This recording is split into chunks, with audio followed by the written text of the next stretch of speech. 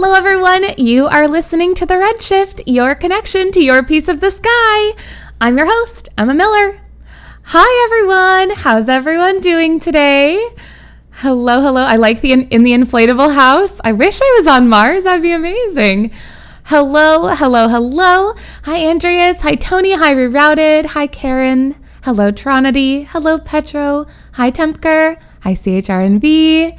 Hello, Medallin. Hello, Bright Eyes. Hi, Manja. Hi, Galdwin. Hi, Olskip. Hi. How is everyone doing this week? I hope you have all had a wonderful week. I'm excited to be able to share the Redshift episode with you all today. It will be fantastic to get to hang out with you all. We have a fun activity game planned for you all. Hi, Maximo. And I'm just really excited to hop right in. I hope you all are too. So, first things first, I know it's been a little bit light on our ISA announcements the past couple of weeks, but it's, they're gearing up for the next mission to land. So I know that there's been not a lot necessarily to mention, but this week we do have a very exciting announcement. So if you remember, of course, the ISA introduced their prototype that allows you to interact with our astronauts on Mars and help to recover resources from the surface of the planet. You actually get to help to guide those astronauts out on the planet's surface. Now, of course, it's been very busy, you can imagine, with everything that's happened in the past few weeks. So what the ISA has created actually is a way for you to experience what that would feel like, but as a simulation, effectively allowing you to get some practice without actually having to get an astronaut out on the surface of the planet. So to do that, you'll just go to the ISA website, the same portal that you would typically use.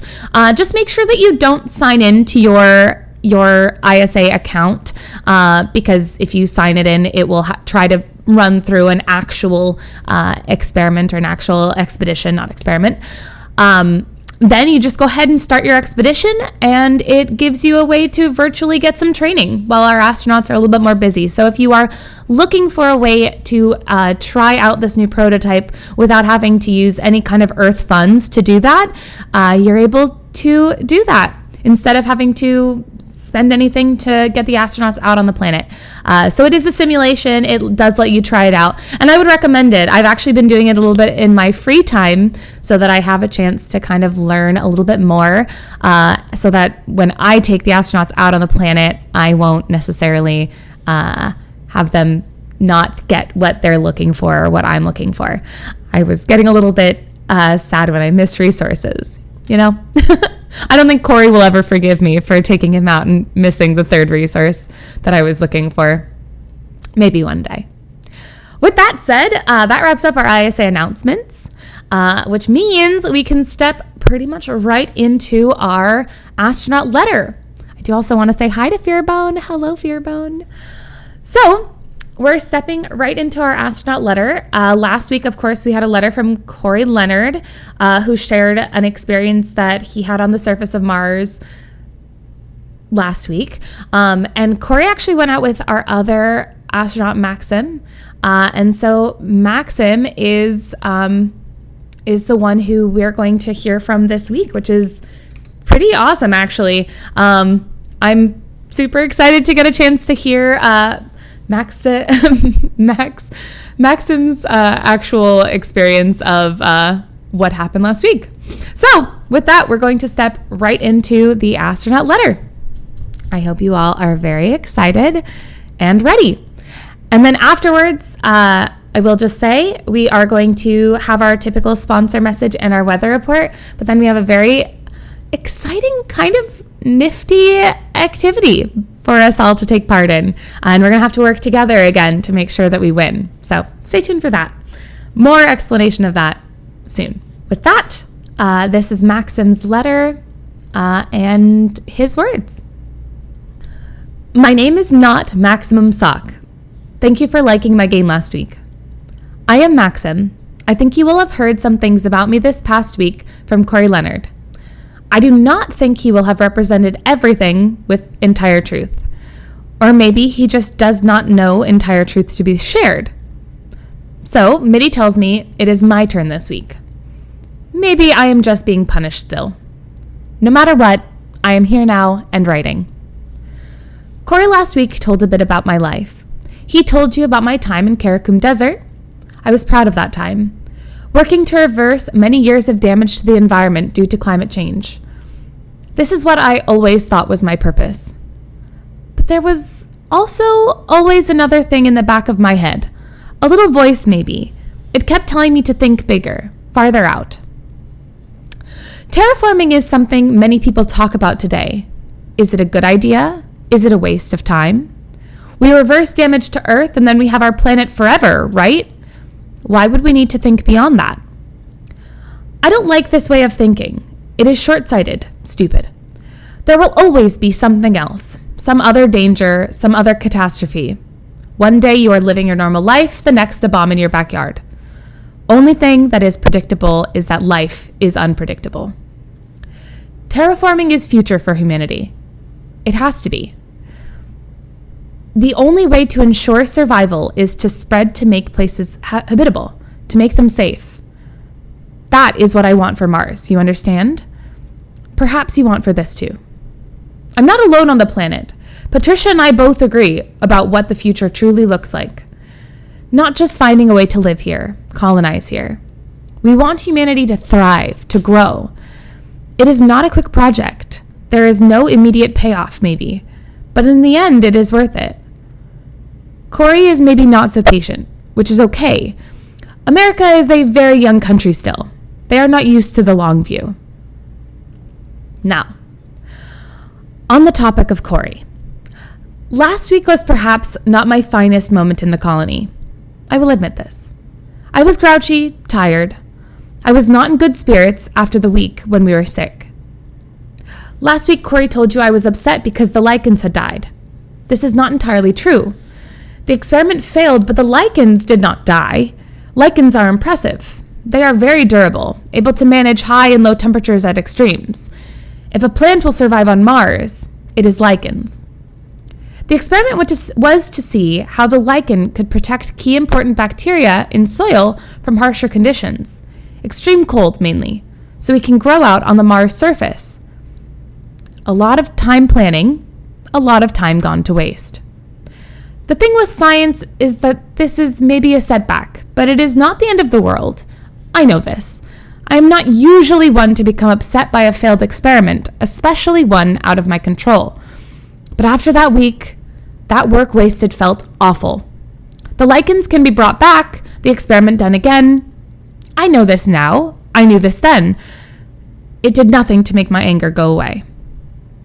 Then I get sent out with Corey. You know this part of the story, maybe. Corey goes to check on the tanks for liquid methane and liquid oxygen. These tanks are needed to supply return flights to Earth. They are incredibly important to the continuation of the colony here for supplies and missions between planets. We cannot afford a mistake or an explosion. Corey sets up monitors for me. I hadn't been out on the surface for weeks.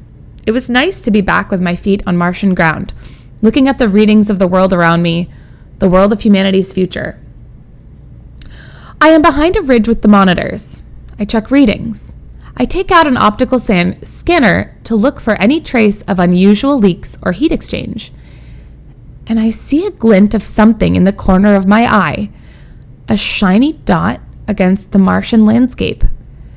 Maybe it was covered by dust before, but the wind uncovered it. On Earth, you might not have given it another thought. A flash of quartz, maybe, nothing so special. But on Mars? I grabbed my binoculars to see what it could be. So yes, I shouldn't have looked as long as I did. I didn't notice the dust devil. If Corey had died, it would have been my fault. There are no excuses. But later, yes, when there was time, I went searching for that shining thing, a few hundred meters away. This is what I found. And this is now Emma speaking. They actually sent me an image of what they found. So I'm going to go ahead and share the image of what Maxim found on the surface. And now back to the letter. If you found this on Earth, you would say it was a fire opal. Opals are mineraloids formed when there is silica in water over a long period of time. A very long period of time. This hydrated silica rests somewhere, undisturbed, and begins to form. Eventually, millions of years later, you have an opal. If there is iron in them, they turn a little red, as if they were on fire, so we call them fire opals. Opals have beautiful structure. They have the play of light they do because of this structure, and on the nanoscale. Technically, they are natural photonic crystals. And again, this is Emma, and I'm sharing another image that was sent to me by the astronauts. So this is from Maxim. So that's the crystal on the nanoscale. Back to his letter.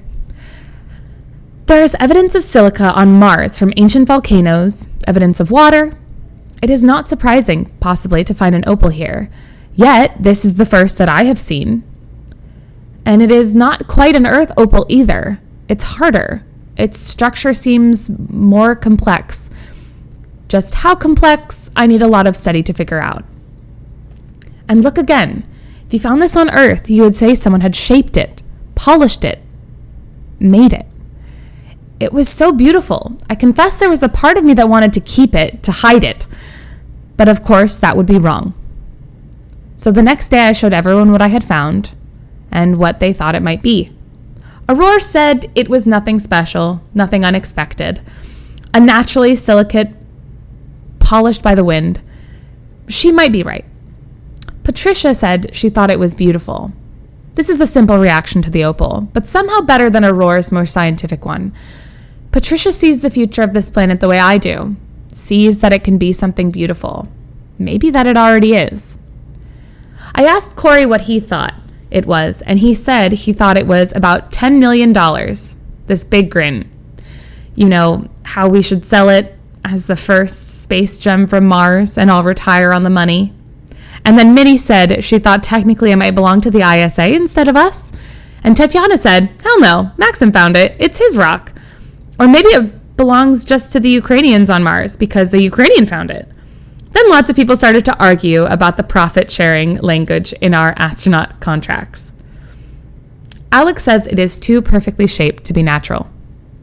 He thinks this is the best evidence yet there has been someone here before us.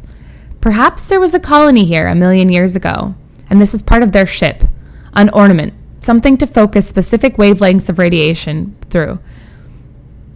My brain knows that over millions of years, the wind can cut even rocks into the strangest shapes.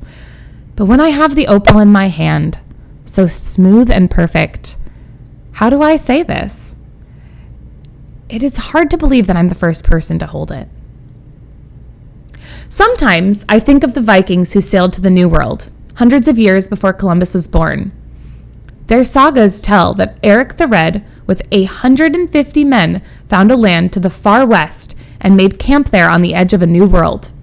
They called it Vinland, and thought perhaps there could be a new settlement, a kingdom even. For south away and away it was so warm, and sometimes snow might not fall in the winter. But the seas were treacherous, and several times their boats were dragged away by contrary winds, with all crew lost. There were native people there too, called Skraelings, who had no iron tools, but knew much about the land. At first, the Vikings and Skraelings traded with one another, but suspicion and finally war came between them. After 3 years, the sagas say, Eric and his people left Finland, never to return. In 1960, some 9 years after the saga of Eric the Red was first sung, some 900 years after the saga of Eric the Red was first sung, archaeologists found a Norse camp on the coast of Newfoundland at a place called Lonso Meadows. Scattered through the camp, archaeologists found 4 pieces of jasper, a hard silicate stone the Vikings used for fire strikers. How could I not think of that with the fire opal in my hand? Perhaps Alex is right. And another Eric the Red smoothed the opal into the shape ages before we arrived to make a fire starter, a jewel, a component for a faster-than-light ship's drive. But now Mars is empty and dry, and this gleaming gem is all that remains of his 150 men. This is what I didn't have the words to say to Corey last week. Why terraform Mars? Because if we don't, nothing we do here will matter. The Vikings put their boots upon a new world, but it did not matter because what they built did not last, and when they left, nothing was changed. When I was a boy, it looked as if the moon would be just another Vinland. No human foot touched the moon for more than 50 years after Apollo 17 in 1972. So what is our Mars colony then? Will it be Vinland, abandoned in 3 years, leaving no trace, but a few archaeological curiosities to be discovered by curious scientists an age from now? Or are we here, at the dawn of a new world, a new chapter in human history? For now, there is too much work to do for Mission 4 to worry about the fire opal. But there is a Canadian geologist coming on Mission 4 who is already obsessing on what little data we can send. For now, it must be her puzzle, while I help clean tanks and repair rovers. But at least I don't have to think of a game this week. This time, it's Corey's turn. One rule I give to him. It must be scientific. Let's see. Hopefully you will learn something new. Maybe you will also have fun. I loved that letter. I don't know, there's something so moving about the idea of terraforming Mars, and I kind of do think it is the future. I think it has to be, right? Like, I just think it'll be, I don't know, I think it has to be the future. So I'm honestly in Maxim's camp. Maxim and Patricia, I agree with them being the future. What do you guys think? Do you guys think terraforming Mars is the way to go? I also had no idea about the story of Vinland, and after I received the letter and read through it the very first time, I ended up doing a bunch of research onto Vinland because I was fascinated. It's kind of an almost terrifying idea that so many years in the past, this situation happened, people explored this new world and then left, and we maybe would have never known about it. It was just a blip in the history of our world. It's kind of a fascinating story. I love linking history with the future. I think we have to, right? We have to look back at what's happened in the past to see what could happen in the future. It's really a remarkable thing to think about. So with that being said, as Maxim said, this week it is Corey's turn to have made a game. And Corey has sent me some images to use for that game, which will be very exciting. Speaking of images, how cool is it to see the fire opal from Mars? I'm so excited about that. Very, very excited that I got a chance to see that and that I got a chance to share that all with you as well. With that being said, we are going to hop right on over to our sponsor message. As a very fun fact, this sponsor message is for one of the ISA training locations that Maxim actually spent 2 years at. So I think it's a really fitting sponsor message that we have this week. Very exciting. And maybe it'll speak to you all and you can go and do some studying at this ISA training location as well. So with that, we're going to hop right into our sponsor message and our weather, and I will be back with you shortly for our game. Do you have a love of science and a love of adventure? If you want to solve the most baffling riddles of the universe, your journey starts with the Sphinx. That's right. The Interplanetary Space Alliance's astronaut training program for those with the science specialization is proud to partner with the Sphinx Observatory at Jungfraujoch, Switzerland. Known as the Roof of Europe, the observatory sits at more than 3,500 meters high in the Alps and is the highest man-made structure on the continent. From this eagle's nest, the ISA trains the scientists who will uncover the next wave of knowledge for mankind. Outside, trainees will practice daily tasks in data collection and analysis under Mars-like conditions. Indoors, grab a steaming cup of hot chocolate and broaden your horizons through a first-class educational curriculum, enriched by connections to world-class researchers at the CERN Accelerator and EHT Zurich. How do you walk on two legs yet fly to the stars? Answer the riddle for yourself at ISA Sphinx.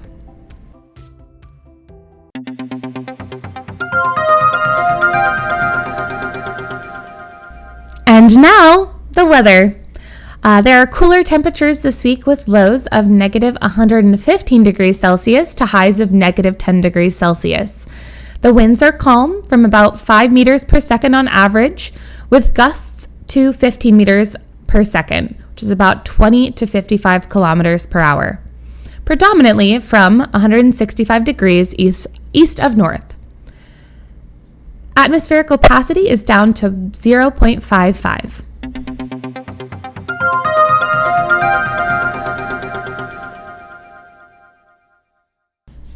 All right.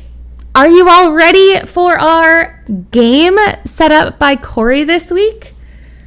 I'm super excited. I'm super, super excited. I had a chance to see this game, obviously, as I got the information, and I'm really excited to play it with you all. So basically the way that the game is going to work is each round, there will be 7 rounds. Each round, I will present an image to you, and then it will be followed up with 4 options of what the image could be. So, for instance, I could post an image of a dog and say cat, elephant, dog, rat. And then you'll vote on what you think the image is of. It's going to be a little bit more difficult than posting an image of a dog, though. These images are all images that were taken under a microscope. So the items have been blown up beyond recognition. It will be up to you all to reach a majority before the time is up. And then I will tell you what the image actually is. So we're going to use our spooky timer music again that we used a few weeks back as a way to tell the minute that you have in between each round. I hope you're ready. I will just say some of these are a little bit odd looking. So this is your tiny disclaimer that they might make you feel a little bit icky. So there it is. This is your warning. There's nothing inherently gross, but everything that's blown up under a microscope can be a little bit odd looking. So keep that in mind. I just wanted to make sure that you guys were aware. If you do get the majority of answers correctly as a team, you do win. There are 7 rounds, so that means that you have to win 4 of the 7 rounds at a minimum in order to win. With that, we're going to get started. I'm going to post our first image, and it'll be followed up with another image that will give you the options, and then you guys will be able to vote on what you think it is. So here is our first image. So there are 4 options. It could be cork, it could be soil erosion in the Karakum Desert, a sea pen polyp, or Jupiter's colored band. So is it a very blown up image of A, cork, B, soil erosion in Karakum Desert, C, a sea pen polyp, or D, Jupiter's colored band? And you'll just click on the letter that is underneath that image.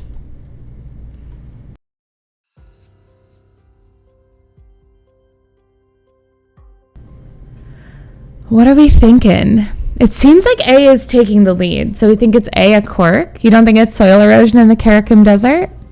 Or a sea pen polyp? Could be just a very close-up image of Jupiter's colored band. What are we thinking?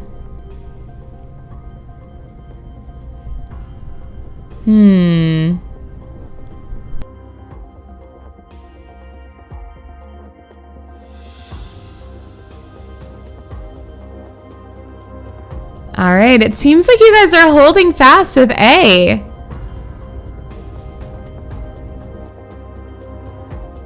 Seems like you're holding fast with A.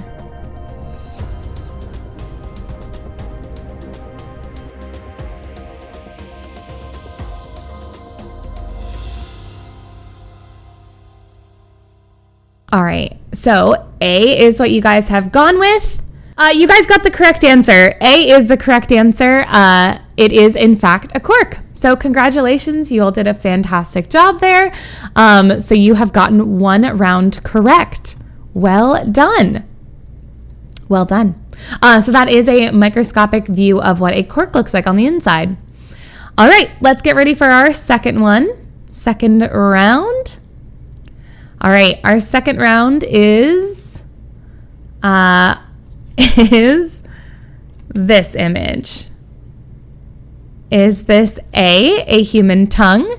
Is it B, Drosophila notum? Is it C, laminating crystals? Or is it D, sugared radishes? What are we thinking? Do we think it's A, B, C, or D? Is it A human tongue, B, Drosophila notum, C, laminating crystals, or D, sugared radishes? Looks like you guys are leaning towards A. Pretty strongly leaning towards A. Laminating crystals, Drosophila notum, sugared radishes, human tongue. Lots of interesting options. Andres, you have a taste feeling? Foretaste feeling? I hope it's not A because that's gross. Uh-oh. All right. Let's see what it is. So the answer was, as you said, a human tongue. So that is the image of a microscopic view of what the human tongue looks like. I did warn you guys that there was a, I agree. There were a couple that were a little bit icky maybe. So hopefully that's not too bad. All right. So we are going to go to our next image. So round 3, what do we think? What do you have against tongue, Maximo and Emma? It's just a body part. It's just, I don't know. There's something about it that's a little bit unsettling. All right. This is round 3. Round 3. Is this A, wiring storage? Is it B, a football jersey? Is it C, respiratory epithelium cilia? Or is it D, passion flower tendrils?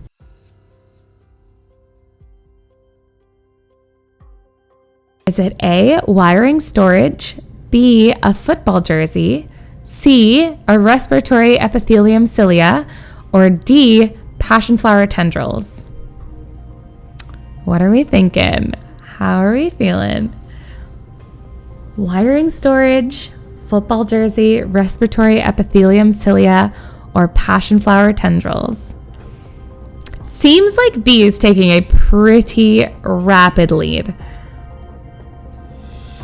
I do note that it is football and not football. So American football versus standard football. Though I wonder if that would make a difference. I bet all jerseys would be made the same. Wiring storage A, B, football jersey, C, respiratory epithelium cilia, or D, passion flower tendrils. All right, that is 1 minute. So the correct answer was, as you guessed, B, a football jersey. Very, very well done. I am very proud of you all. So you have 3 out of 7 rounds done correctly. Very, very well done. I went with the football because it's the only thing I know of those options. Fair. That's fair. Well, in the end, it paid off. It definitely paid off, Reaper. So well done. Correct. All right, we're on to round 4. Let's see if you guys can guess what round 4 is. So, round 4. Is it A, a dynamic transit map, B, contemporary artwork, C, crystallized orange juice, or D, temperature resistant concrete? A, B, C, or D? A, dynamic transit map, B, contemporary artwork, C, crystallized orange juice, or D, temperature-resistant concrete? What do we think this odd-looking image is? This is one of my favorite ones. This one threw me for a loop. A dynamic transit map, B, contemporary artwork, C, crystallized orange juice, or D, temperature-resistant concrete. You have about 20 seconds left. It looks like currently C is in the lead, but D is not far off. Oh, maybe it's moving around. It looks like someone pulled their vote off of D. We could be going to C instead. Let's see. All right, that's time. The answer was C, crystallized orange juice. This one really blew my mind. I had no idea that that's what orange juice would look like that. That's so cool. I am thoroughly impressed. Very, very well done. I do kind of think it looks like contemporary artwork, though. I'd hang it on my wall. That's such a cool looking piece of artwork. So well done. I'm very proud of you all. Good guessing. Good work. That was round 4. You guys definitely have the majority now. I'm very proud of you all. All right, we're going to head to round 5. Round 5. Let's see if you can keep your streak alive. This is round 5. Is it A, a coffee bean? Is it B, vacuoles in scar tissue? Is it C, dead coral? Or D, volcanic glass? Is it A, a coffee bean? B, vacuoles in scar tissue? C, dead coral? Or D, volcanic glass? What are we thinking? A, a coffee bean, B, vacuoles and scar tissue, C, dead coral, D, volcanic glass. Ooh, C is taking a very rapid lead. C has a ton of votes for it. The closest to C is A at 5. C has 19 votes right now. That's a lot of votes. 20 votes. Ooh, there's a lot of votes for C. You have about 20 seconds left. Let's see. One last time. Is it A, a coffee bean? B, vacuoles in scar tissue? C, dead coral? Or D, volcanic glass? All right, you have 5 seconds. A, B, C, or D? Looks like now A and D are tied. All right, that is it for round 5. The correct answer to number 5 was a coffee bean.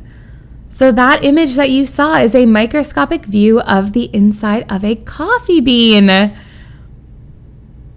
So that's the first one in our game that you guys haven't gotten correctly, but that's okay. You still have the majority. So at this point, we're just playing for the fun. I'm really proud of you guys getting this far anyways. But now you know what the inside of a coffee bean looks like, which is pretty awesome, right? Pretty exciting. On to round 6. Let's see if we can get back our winning streak. Round 6. Is this A, beefsteak, B, a ringworm cross-section, C, asbestos, or D, wood decay fungus? A, beefsteak, B, ringworm cross-section, C, asbestos, or D, wood decay fungus? What are we thinking? This one's hard. I'm telling you, they got a little bit more difficult as they went. Almost like they were intended to become more difficult the longer you went on. A, beefsteak, B, ringworm, C, a cross-section, or B was a cross-section of ringworm, C, it was asbestos, or D, wood decay fungus. What do we think? I see steak, I vote yes. Oh, this one's pretty close. A and D are pretty close to tied. A has a little bit of a lead. You have about 20 seconds left to make your decision. Is it burned? Well, I don't know. Temker is sharing pictures of steak. All right, let's see. You have 2 seconds left. It looks like in the end, A wins. The answer to round 6 is A, beefsteak. So you are correct. It is, in fact, steak. That is the microscopic view of what beefsteak looks like. So congratulations, you've all done a great job. That was round 6. We're back on our winning streak, which means that we're down to our final one. Our final round, round 7. I think you got this. I think you got this. Where's the beef? All right, this is round 7. This is for all the marbles. You've already won, but this is for all the marbles. This is round 7. Is this A, retinal afterimage, B, quantal neurotransmitter release, C, soap bubbles, or D, an insect's wing? What do we think it is? Is it A, a retinal afterimage, B, quantal neurotransmitter release, C, soap bubbles, or D, an insect's wing? What do we think? A, B, C, or D? A, a retinal afterimage, B, quantal neurotransmitter release, C, soap bubbles, D, insect wing. What do we think? Galden, it's actually funny that that image that you've just shared, that GIF, is me pretty much all the time. It's a very relatable GIF. All right. It looks like C is pulling ahead. There's about 5 seconds left. Get your final votes in. And with that concludes round 7. So the answer to round 7 is, in fact, C. It's soap bubbles. Well done. Well done. You all did a phenomenal job. You ended up getting 6 out of the 7 rounds correct. I am so proud of you all. Did you guys think that those items would look like that under the microscope? You are the champions. It's true. Yes, I admit. I admit I'm in the ISA. Manja, I knew it. I am so proud of you all. There were a couple that really surprised me when we got the images from Corey, or when he told me to look them up or look up for him. I honestly didn't think that a football jersey would look the way that it did. The tongue one, really, I wouldn't have guessed that. So I'm glad that you all did.